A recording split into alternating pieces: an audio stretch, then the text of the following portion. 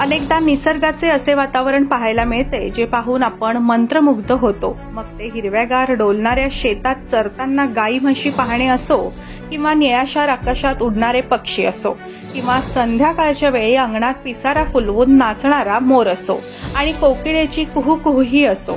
निसर्गातील अनेक अशी दृश्ये असतात जी आपल्याला मंत्रमुग्ध करतात. असाच एक व्हिडिओ सध्या सोशल मीडियावर व्हायरल होत आहे, जो डोळ्यांना सुखावणारा आहे. या व्हिडिओमध्ये गाय आणि मोराचे असे गोंडस नाते पाहायला मिळाले आहे, जे तुम्ही याआधी क्वचितच पाहिले असेल. या व्हिडिओतील दृश्य पाहून श्रीकृष्णाच्या वृंदावनात गेल्याचा भास तुम्हाला होईल.